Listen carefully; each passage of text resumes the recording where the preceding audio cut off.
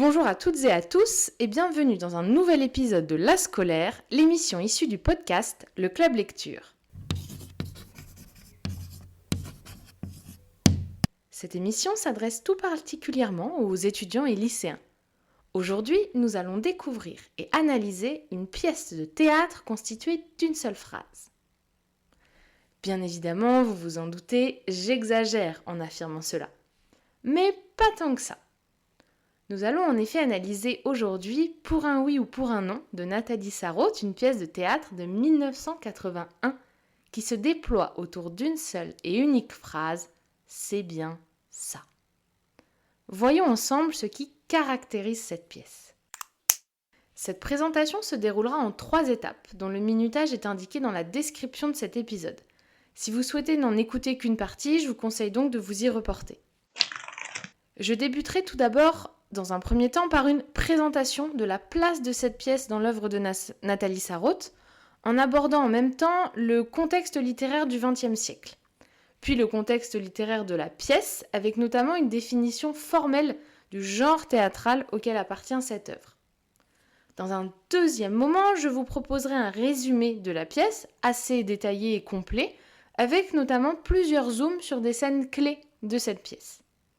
Et pour finir, dans un troisième temps, nous nous interrogerons sur l'intitulé du parcours associé dans le cadre du baccalauréat de français, Théâtre et dispute. Nous définirons, analyserons et étudierons les 2 termes qui forment ce sujet et la façon dont ils éclairent la pièce Pour un oui ou pour un non de Nathalie Sarraute.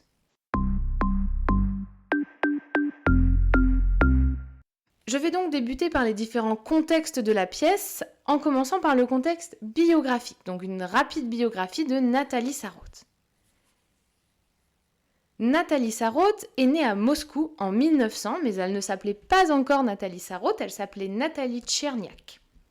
Elle est très rapidement partie avec sa mère s'installer à Paris, et c'est d'ailleurs ce qu'elle relate dans son autobiographie Enfance.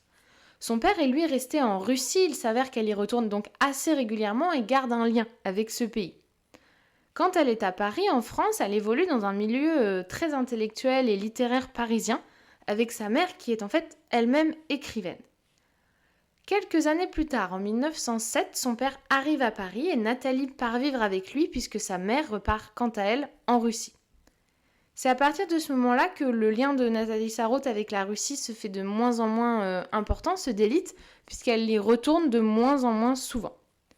Elle commence plus tard des études, alors dans différents domaines. Elle fait des études littéraires, tout d'abord, puis poursuit avec des études d'histoire et d'anglais à Oxford, donc en Angleterre. Elle continue avec un cursus d'histoire-sociologie à Berlin et achève avec un cursus de droit à Paris. En 1922, elle rencontre puis épouse Raymond Sarraute, donc ce qui explique son nom de plume, Nathalie Sarraute. En 1939, elle publie son essai Tropisme, essai absolument majeur sur lequel je reviendrai dans quelques instants, qui pose les bases de sa pensée et de son rapport à la littérature. Par la suite, elle publie principalement des romans, notamment en 1948, Portrait d'une inconnue, Marthereau en 1953 ou Le Planétarium en 1960, et puis Les Fruits d'or en 1964. Il est intéressant de noter que bien qu'elle ne s'en réclame jamais, l'œuvre romanesque de Nathalie Sarraute a été très tôt associée au genre du nouveau roman. Il est évident qu'il y a des liens avec de son œuvre, donc celle de Nathalie Sarraute, avec celle d'autres auteurs de la même période. On pense évidemment ici à Alain Robbe-Grillet, le tenant du nouveau roman en France. Alors je vais juste faire un petit focus sur ce qu'est le nouveau roman, le définir formellement et littérairement afin que vous puissiez comprendre comment l'œuvre de Nathalie Sarraute s'y rattache.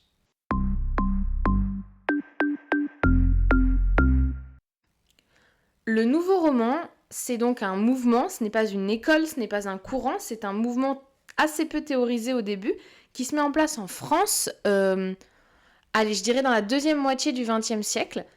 Il s'agit avant tout d'auteurs en quête d'un véritable renouvellement des formes littéraires. Ils refusent les formes littéraires classiques, du romantisme ou du réalisme, et cherchent d'autres moyens de s'exprimer en littérature. Alors très concrètement, cela se caractérise par un refus de l'intrigue et du personnage. Mais alors s'il y a un refus de l'intrigue comme fil rouge de l'œuvre, et un refus du personnage qui est quand même la base du système d'identification du lecteur au roman, se pose la question de ce qui vient guider le lecteur. Eh bien en réalité, dans le nouveau roman, il n'y a pas de guide pour le lecteur dans l'œuvre. C'est à lui et à lui seul de trouver une signification lors de la lecture. Il s'agit donc d'un mouvement littéraire qui regroupe des œuvres qui se concentrent sur des éléments intangibles comme les relations humaines ou l'intériorité. Voilà pour le nouveau roman. Je reviens maintenant à l'œuvre romanesque de Nathalie Sarraute. Elle publie en 1953 L'ère du soupçon, qui est lui un recueil d'essais qui assoit véritablement son importance dans le milieu littéraire. Je vous reparlerai d'un des essais qui est contenu dans ce recueil. Maintenant que je vous ai fait un petit résumé de la vie et de la carrière littéraire de Nathalie Sarraute, un questionnement doit arriver chez vous. Où est le théâtre ? Je ne vous ai parlé pour l'instant que d'essais théoriques et d'œuvres romanesques. Eh bien, c'est tout simplement parce que le théâtre arrive assez tard dans la carrière de Nathalie Sarraute, en 1964 notamment, avec une première pièce qui s'intitule Le silence. Plusieurs autres pièces suivront. Il s'agit donc, pour conclure sur ce contexte un petit peu littéraire et biographique de Nathalie Sarraute, il s'agit d'une œuvre marquée par une recherche constante de forme et un questionnement sur l'humain. Cependant, c'est aussi une œuvre, et il faut le mentionner, qui a une réputation de difficulté, car la lecture des œuvres de Nathalie Sarraute est, il faut bien l'avouer, assez déstabilisante tant elle se refuse à guider le lecteur. Elle veut au contraire encourager une activité de celui-ci lors de la lecture.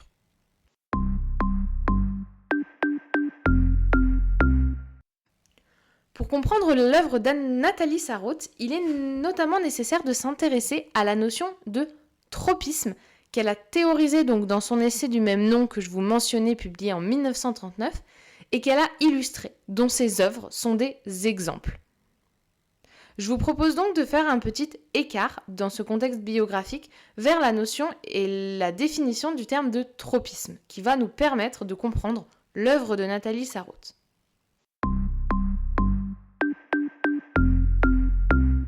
Le mot de tropisme, c'est un terme qui vient tout d'abord du domaine scientifique, et plus spécifiquement de la biologie. À l'origine, le tropisme désigne la tendance d'un organisme végétal à réagir à des stimulus externes. Je vous donne un exemple, les fleurs s'orientent vers la lumière lorsqu'il y en a. Le stimulus externe, la lumière, vient modifier le comportement des fleurs qui vont s'orienter, pousser vers la lumière. C'est la même chose pour les racines d'un arbre qui, au fur et à mesure qu'elles poussent, vont contourner les obstacles qu'il y a dans le sol. Ce terme a par la suite pris un sens figuré, et il désigne la force assez peu identifiable qui pousse un groupe donné à prendre une décision. C'est ce sens que Nathalie Sarraute utilise. Je vais vous lire la définition qu'elle-même en donne dans son essai de 1939, Tropisme. Ce sont des mouvements indéfinissables qui glissent très rapidement aux limites de notre conscience. Ils sont à l'origine de nos gestes, de nos paroles, des sentiments que nous manifestons, que nous croyons éprouver et qu'il est possible de définir. Leur déploiement constitue de véritables drames qui se dissimulent derrière les conversations les plus banales, les gestes les plus quotidiens. Ils débouchent à tout moment sur ces apparences qui, à la fois les masquent et les révèlent. Nous pouvons repérer deux termes importants dans cette définition, celui de mouvement, évidemment. Alors le mouvement, c'est une action. On prête attention à quelque chose, mais cette action n'est pas forcément consciente ni forcément visible, attention. Et puis le terme de drame. Alors le terme de drame qu'elle utilise ici, leur déploiement constitue de véritables drames pour désigner l'action des tropismes, est évidemment extrêmement intéressant parce que le drame, en langue française, c'est à la fois quelque chose de triste, mais dans les termes littéraires, c'est aussi comme cela que l'on peut désigner une pièce de théâtre. On comprend donc toute la pertinence de traiter ce terme par le biais du genre théâtral. Et on peut même se demander ce qui motive le passage par le roman avant que Nathalie Sarraute en vienne au théâtre. Pourquoi passer par le roman pour traiter les tropismes alors que le théâtre semble le genre le plus approprié pour le faire ?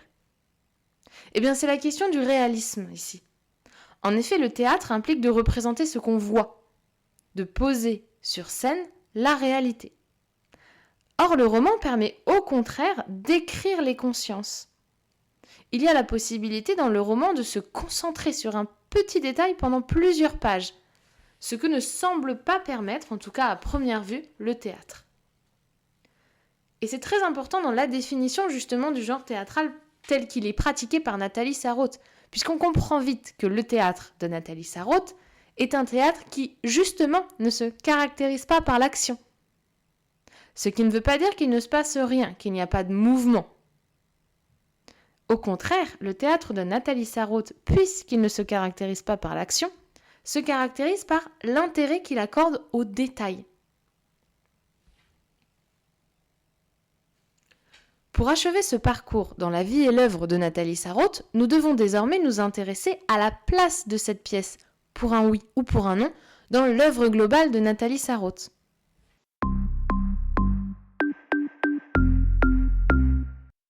Alors, Nathalie Sarraute, comme je vous l'ai dit, vient au théâtre à la fin de sa carrière, après avoir déjà écrit de nombreux romans. Selon elle, je cite, « Le dialogue théâtral est une loupe de plus ajoutée au microscope romanesque. » Cette phrase indique donc la filiation entre son activité de romancière et son activité de dramaturge. Elle conçoit le théâtre comme un ajout à son propos romanesque. Alors qu'en est-il très concrètement de cette œuvre théâtrale dont nous parlons ? Elle n'est constituée que de 6 pièces de théâtre, dont Pour un oui ou pour un non est la conclusion. Il s'agit de la dernière pièce écrite en 18 ans d'écriture pour Nathalie Sarraute, d'écriture théâtrale. Il est également important de mentionner que la majorité des pièces de Nathalie Sarraute ont tout d'abord été des pièces radiophoniques. C'était ce qu'on appelle des dramatiques radiophoniques, puisqu'elles étaient jouées par des acteurs, mais pour la radio. Elles étaient donc simplement enregistrées sur le plan audio et pas du tout portées sur scène dans un premier temps, évidemment. On a donc un dépouillement total de la scène lorsque ces pièces ont été finalement mises en scène, et cela nous indique, à nous, analystes de ces pièces, qu'il va falloir se concentrer très fortement sur le dialogue et les modes de communication entre les personnages, qui sont, chez Nathalie Sarraute, toujours complexes. Et c'est seulement après avoir vu la mise en scène d'une de ces pièces de théâtre que Nathalie Sarraute décide d'écrire pour la scène. Pour un oui ou pour un non est une de ces pièces de théâtre que Nathalie Sarraute a volontairement écrite pour la scène. Ces éléments posent donc la question de la théâtralité chez Nathalie Sarraute. Nous verrons cela lors de notre analyse du parcours dans lequel s'inscrit cette pièce pour le bac de français. Mais avant cela, je vous propose d'écouter un résumé de la pièce.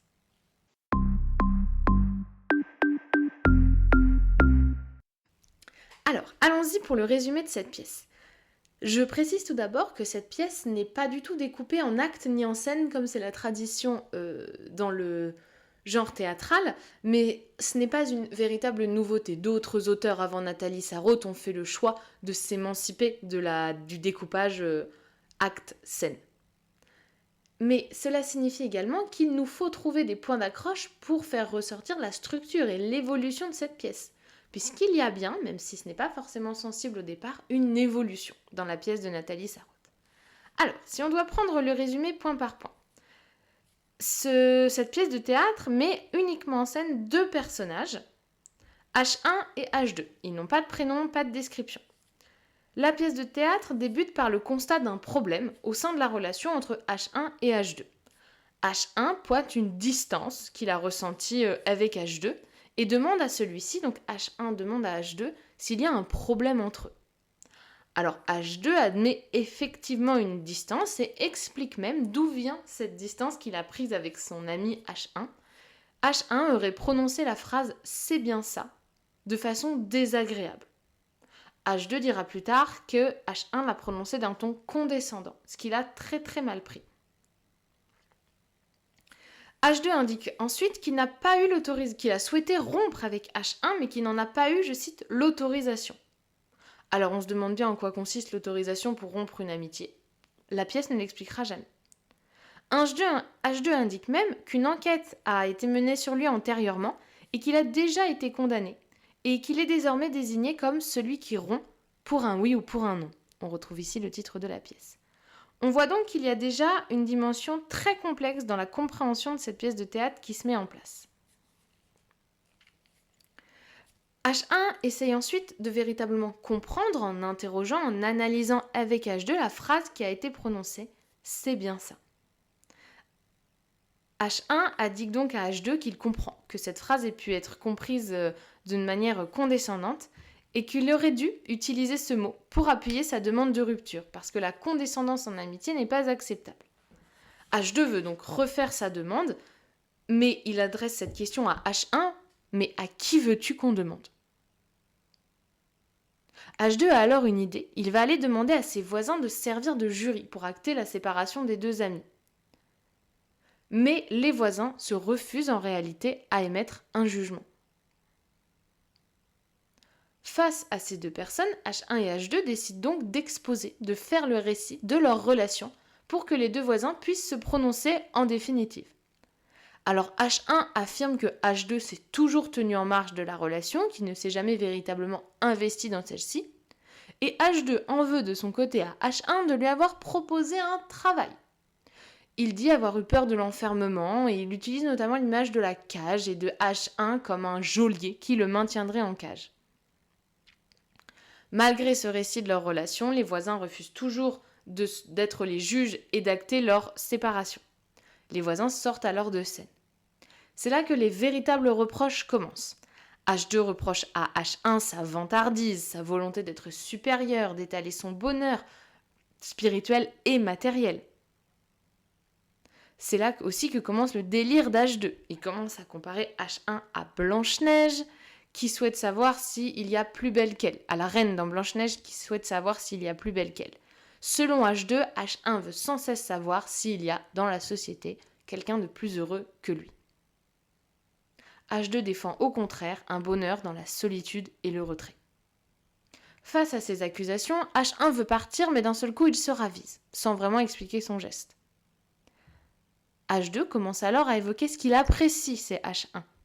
Son attitude, je cite page 40 dans l'édition Folio Théâtre, « Rien que pour ça, tout à coup, tu m'es proche. » Il commence alors à débattre à propos de poésie, puisque H1 croit avoir repéré dans les paroles d'H2 un vers de Verlaine. La vie est là, simple et tranquille. En réalité, ce débat sur la poésie ravive leur animosité, et ils se mettent d'un seul coup en colère. C'est là que H1 se souvient que H2 avait déjà exprimé une certaine colère lorsqu'ils étaient en vacances tous les deux et entamé l'ascension d'un mont à la montagne. H2 avait, selon H1, fait arrêter toute une cordée d'alpinistes pour simplement contempler le paysage, et H1 évoque avoir eu envie de le tuer à ce moment-là. Tous les deux commencent alors à sombrer dans un début de folie, ils évoquent les ratés de leur existence, H1 évoque une certaine forme de claustrophobie, et à la fin de la pièce, c'est H1 qui veut faire une nouvelle demande pour qu'ils puissent être séparés, une demande conjointe avec H2. Il commence alors à mettre en place la dimension administrative des choses en imaginant notamment les refus qu'on pourrait leur opposer, les motifs selon lesquels on pourrait leur refuser cette rupture.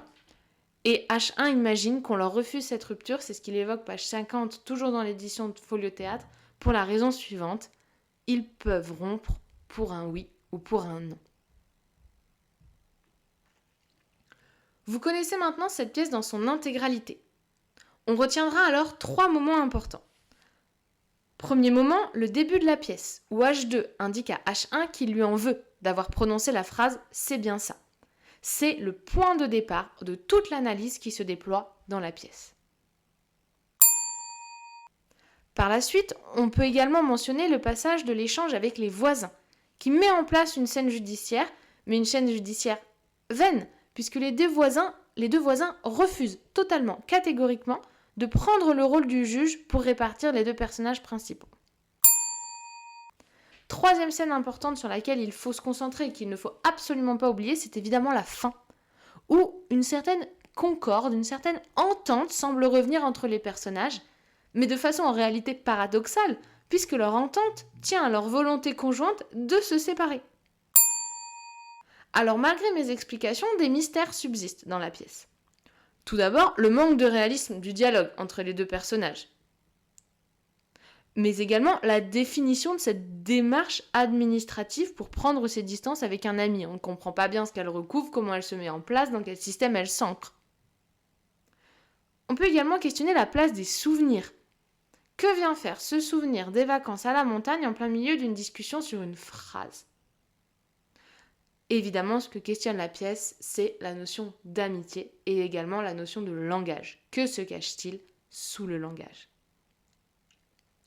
Nous allons maintenant, après ce résumé, nous concentrer sur le parcours associé à l'œuvre, à savoir théâtre et dispute. Tout d'abord, il nous faut évidemment définir les deux termes. Le premier terme dans l'intitulé du parcours est celui de théâtre. Alors, étymologiquement, le théâtre, c'est à la fois ce qui est montré sur scène et le lieu où la représentation a lieu. Il s'agit donc à la fois d'un endroit concret, avec ce qu'il implique de mise en scène, et quelque chose d'intangible, à savoir la mise en action de personnages au sein d'une intrigue. De la même manière, pour parler de ce qui est spécifique au théâtre, on parlera de théâtralité. Par exemple, les gestes, les décors, bref, ce qui fait que le théâtre, c'est à la fois un texte et une représentation. Cette définition, qui est pourtant la plus généraliste possible qu'on puisse donner du mot théâtre, pose déjà problème lorsqu'on l'applique à l'œuvre de Nathalie Sarraute, parce que Nathalie Sarraute fait partie d'une génération d'auteurs et d'autrices comme Beckett ou Ionesco par exemple, qui refusent catégoriquement les codes traditionnels du théâtre classique. Elle est donc nécessairement influencée par ce renouveau du théâtre qu'on appellera plus tard le théâtre de l'absurde. Ce mouvement donc du théâtre de l'absurde interroge ce qui fait un spectacle et en explore également les limites.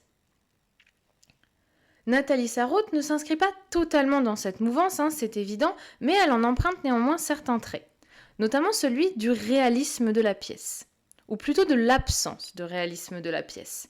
En effet, elle fait le choix très clair de se concentrer sur un moment de crise entre deux personnages et elle déploie ce moment. Il ne s'agit pas d'une intrigue à proprement parler, bien loin de là même, mais d'une analyse sur le modèle quasiment psychanalytique de ce qu'a pu dire un personnage. De plus, la majorité des pièces de théâtre de Nathalie Sarraute étaient radiophoniques, donc pas représentées sur scène. Aussi, certaines caractéristiques du théâtre sont manquantes dans ces pièces. Les décors, il n'y en a pas, nous sommes à la radio. Les costumes, même chose. Et puis les personnages aussi, qui sont réduits à une simple voix nommée par une initiale et un numéro dans les textes de Nathalie Sarraute. Alors même si certaines pièces de Nathalie Sarraute seront par la suite créées pour la scène, c'est tout à fait le cas de Pour un oui, pour un non, il ne faut pas l'oublier, les personnages ne sont pas plus définis pour autant, je vous le disais, dans Pour un oui ou pour un non, nous avons simplement déjà 2 personnages principaux et 2 personnages qu'il ne s'agit même plus d'appeler secondaires à ce stade, mais véritablement annexes, puisqu'ils sont tous les 4, par ailleurs, le prénom de ces 4 personnages est constitué d'une initiale qui indique leur genre, H pour les hommes, F pour les femmes, et d'un numéro suivant leur ordre d'apparition, H1, H2, H3 et F1. Nous n'avons pas de prénom, pas de détails sur leur vie personnelle, hors de la relation amicale entre H1 et N2 et de la relation de voisinage entre H2, H3 et F1.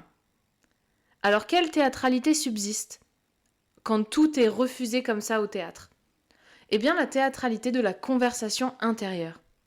En effet, grâce au théâtre, toutes ces réflexions que nous menons en dedans, sur la portée des mots, leur force, ne restent pas lettres mortes, mais sont portées sur la scène par des voix qui ne sont plus intérieures, mais des voix hautes. Nathalie Sarraute rend public, mais au sens étymologique du terme, puisqu'elle le fait par la représentation, ces tropismes dont nous parlions précédemment, c'est-à-dire ces états intérieurs. Chez Nathalie Sarraute, le théâtre est une tentative pour déplier la signification des mots et les interactions sociales entre les hommes. Le deuxième terme dans l'intitulé de ce parcours est dispute, théâtre et dispute. Alors le terme dispute, si on veut l'analyser sur le plan lexical, a pour synonyme affrontement, querelle, ainsi que d'autres qui montrent l'opposition. Cependant, le terme dispute n'implique pas nécessairement un différend physique, comme pourrait le faire affrontement, qui vient du verbe affronter, mais un différend moral. D'ailleurs, et il est important de le noter, au Moyen-Âge et tout au long des 15e et 16e siècles, on enseigne la disputatio dans les universités. La disputatio, c'est le fait d'être capable de débattre sur un sujet donné. Donc la dispute, chez Nathalie Sarraute et étymologiquement parlant, c'est avant tout et surtout quelque chose de verbal. La notion de violence qu'on lui associe n'intervient que bien plus tard. Alors, qu'est-ce que ça donne pour un oui ou pour un non ? Eh bien, la dispute est mise en place dès le début de la pièce avec la différence d'interprétation majeure entre H1 et H2 sur la portée de cette fameuse formule désormais « c'est bien ça » prononcée par H1. Puis, la dispute au sens moderne d'affrontement verbal se poursuit dans la pièce jusqu'à prendre une forme concrète puisque H2 indique avoir fait une demande pour rompre la relation avec H1. Mais quelle est cette demande alors qu'ils ne sont qu'amis ? Il ne peut pas s'agir d'un divorce. Ici, on a une forme d'exagération de l'autrice qui vient donner un aspect concret à une séparation intangible, la séparation d'une relation amicale. Cela permet de faire changer de dimension à la dispute qui est présente dans l'œuvre. D'une dispute qui avait pour origine un ressenti, celui de H2 sur une phrase prononcée par H1, nous passons à une dispute avec une dimension judiciaire, puisqu'on a un tribunal qui est figuré par la présence des deux voisins à qui l'on demande de juger, de rendre un jugement. Par ailleurs, il est important de le noter, lorsqu'on mentionne la dispute, il y a forcément un horizon, la fin de cette dispute, possiblement une réconciliation. Qu'elle soit possible ou non, cet horizon est bien présent dans la pièce, puisque les deux personnages font apparaître notamment l'ancienneté des rancœurs qu'ils ont entre eux. On pense ici évidemment au passage du souvenir du séjour à la montagne où la rancœur de H1 envers H2 allait jusqu'à l'envie de meurtre. Mais malgré la violence, la dispute, une forme de concorde apparaît à la fin de la pièce puisque les personnages s'entendent pour prendre leur distance. Ils deviennent, dans une formule au pluriel qui les englobe tous les deux, ceux qui rompent pour un oui ou pour un non. Ainsi, l'association de théâtre, représentation, texte, mise en voix, et de dispute, affrontement, querelle, mais aussi réconciliation, peut trouver sa résolution, l'opposition de ces deux termes peut trouver sa résolution dans un terme grec, qui est l'agone. L'agone en grec, c'est le moment de l'affrontement dans la pièce, l'apogée de cette dispute. En effet, toute la pièce de Nathalie Sarraute est un agone. Elle repose sur un seul moment, dont les personnages fouillent tous les recoins et tous les interstices pour faire sortir l'infraverbal, c'est-à-dire faire sortir ce qu'il y a sous la formulation de cette phrase « c'est bien ça ». Ainsi, la question qu'il faut impérativement se poser à la lecture de Pour un oui, pour un non est la suivante. Comment le théâtre fait-il apparaître la dispute ? Eh bien, pour achever notre présentation de Pour un oui, pour un non, nous allons essayer de répondre à cette question. Comment le théâtre fait-il apparaître la dispute ? Eh bien, par le langage. En effet, la réponse à cette question du lien entre les deux termes théâtre et dispute, c'est le langage. Le langage qui est à la fois l'outil et le sujet de la pièce de théâtre Pour un oui ou pour un non de Nathalie Sarraute. Alors cela apparaît en réalité dès le titre. Pour un oui ou pour un non est une expression figée. Elle marque une instabilité. Une instabilité du langage, tout d'abord, puisque le problème entre les deux personnages vient de leur interprétation totalement subjective d'une petite phrase. C'est bien ça. Pour un oui ou pour un non, le titre marque aussi l'instabilité des relations humaines. Comment une relation peut-elle s'étioler pour un si petit problème ? Pour un oui ou pour un non ? Pour un oui ou pour un non, en tant que pièce, montre aussi l'instabilité de l'art, puisque la pièce se caractérise par une telle neutralité de ton qu'elle interroge son propre statut d'œuvre théâtrale. Enfin, le langage, c'est aussi la phrase « c'est bien ça » dont je vous parlais, qui était tirée à l'infini, à la fois dans l'intonation de H2 évidemment, qui tente de singer, de reproduire avec une dimension parodique évidente l'intonation de H1, mais aussi elle était tirée parce qu'elle est suranalysée. Le langage est sujet à interprétation. Il faut interpréter la phrase pour comprendre ce qui a retenu l'attention de H2, ce qui a motivé la prononciation de cette phrase par H1. On retrouve donc le sens étymologique de la disputatio, de la discussion autour d'un sujet. Le sujet, c'est ici une seule et unique phrase, un seul et unique moment dans la vie de nos deux personnages qui est étiré pratiquement à l'infini dans cette pièce de théâtre.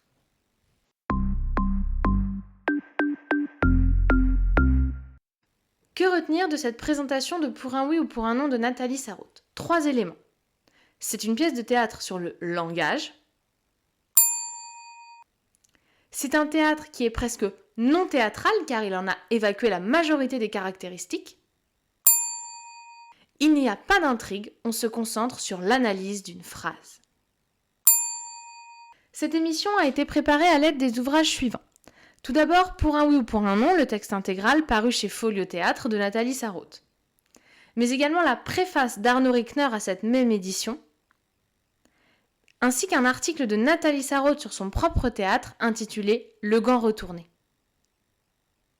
J'ai également consulté quelques extraits de son autobiographie « Enfance ».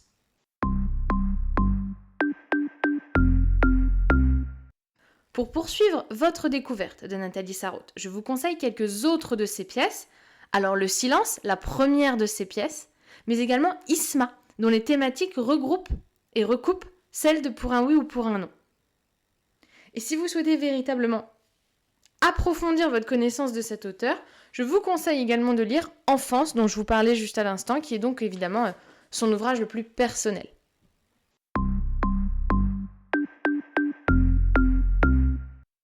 J'espère que cet épisode vous a été utile et qu'il vous accompagnera durant votre année de première et vos révisions du baccalauréat de français.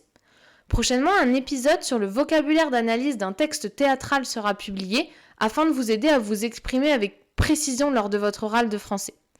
Vous trouverez également plusieurs épisodes consacrés aux œuvres au programme du baccalauréat de français en première sur la page Spotify de l'émission. Si vous avez apprécié cet épisode, vous pouvez vous abonner au podcast Le Club Lecture, disponible donc sur Spotify mais également sur YouTube. Je vous souhaite un bon courage dans votre travail et bonne lecture!